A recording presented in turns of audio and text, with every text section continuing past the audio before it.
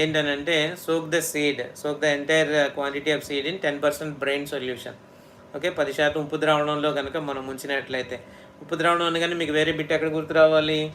That is brain సొల్యూషన్లో మనం విత్తనాలు అయితే మనం పెట్టాం కదా, ఇక్కడ మనం పెట్టామన్నమాట.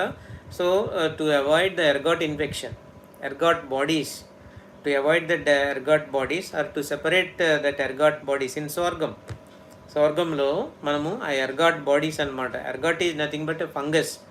ఓకే, అదొక ఫంగస్ పదార్థం అనమాట. అన్ని స్పోర్స్ అన్నిటితో నిండి ఉన్నటువంటి ఒక పదార్థము. సో దీన్ని మనము ఎర్గాట్ బాడీ అని పిలుస్తూ ఉంటాం అనమాట. ఎర్గాట్ బాడీ అని.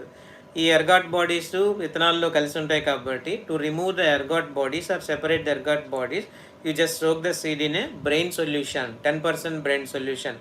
సో బ్రెయిన్ సొల్యూషన్ అంటే ఏంటి? ఉప్పు ద్రావణంలో దాన్ని అయితే ముంచాలి. ఓకే, ఉప్పు ద్రావణంలో దాన్ని అయితే మనము ముంచాల్సినటువంటి అవసరం అయితే ఉంటుంది. ఉప్పు ద్రావణంలో ముంచాలి.